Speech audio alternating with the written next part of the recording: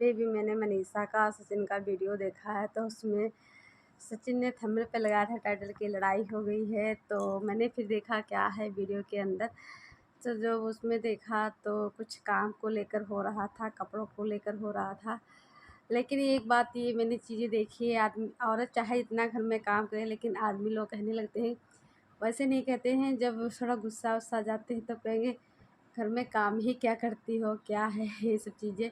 तो वही मनीषा के साथ हो रहा। लेकिन ये तो सोचना चाहिए कि मनीषा घर में अकेली है और घर में खाना पानी हर चीज़ सब कुछ देखना पड़ता है, और ये तो अकेले रहती है और ज़्यादा परेशान हो जा रही है। और ऊपर से वीडियो भी बनाना है उसको, हर दोनों चैनल के लिए वीडियो बनाना है। वो भी एक नहीं कई कई वीडियो बनाती है वो, और इतनी भी कमज़ोर भी है और दुबली पतली सी है। तो अपने हिसाब से वो बहुत मेहनत करती है, और जितना वो करती है सचिन के लिए उतना सचिन नहीं उसके लिए वे सोचते हैं, क्योंकि खुद वो इतना ज़्यादा परेशान रहती है, फिर उसको हर बात पे डांटना, हर बात पे कहना। तो ये चीज़ें उसको और ज़्यादा टेंशन देने लगती है कि चलो इस टाइम जैसे कुछ लोग सोचने नहीं लगते कि साथ चली गई हैं तो थोड़ा कुछ आराम मिलेगी, कोई कुछ कहने वाला नहीं रहता है। लेकिन वो यहाँ पे क्या रहा मनीषा के साथ जो है कि सचिन उसको और भी डांट रहे हैं हर बात के लिए, तो और ज़्यादा वो परेशान हो रही है। तो मुझे तो उस मनीषा को देख के तो और बहुत ज़्यादा तकलीफ़ होती है।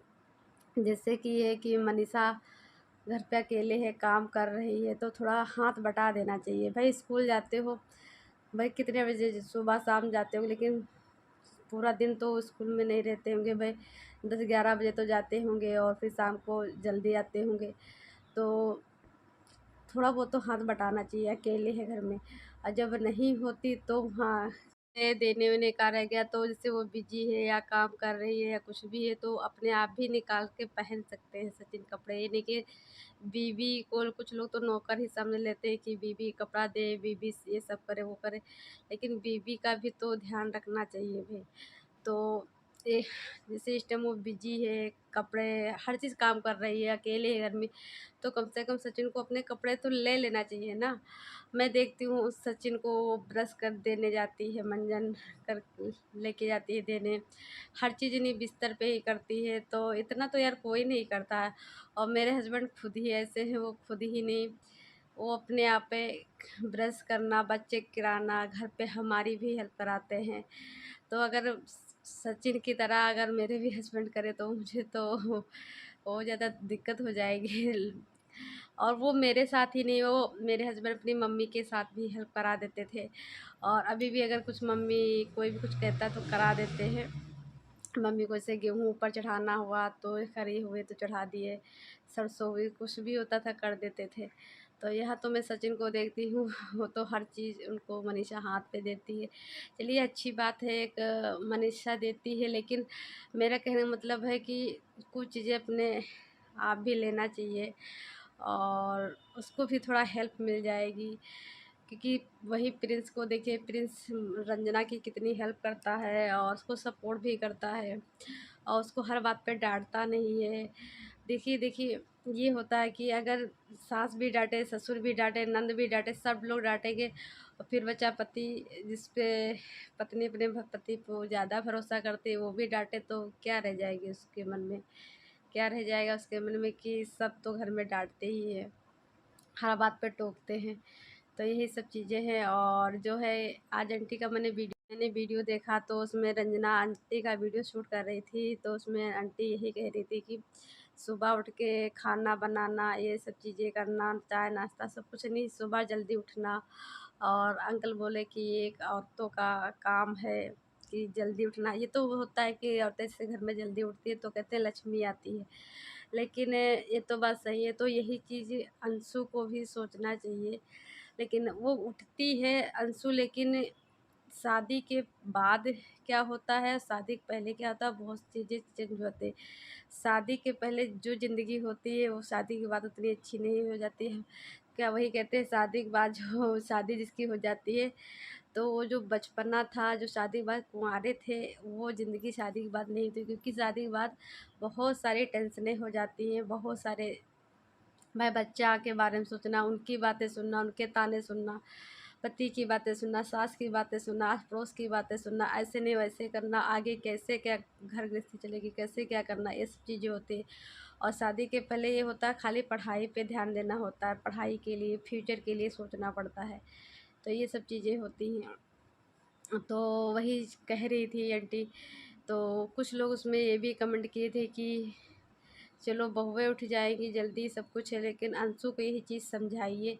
वो कह रही है कि मेरा जब मन होएगा ससुराल में उठेंगे, जब मन होएगा तो नहीं उठेगा। तो उसमें कुछ लोग कमेंट कर रहे थे इस तरीके से।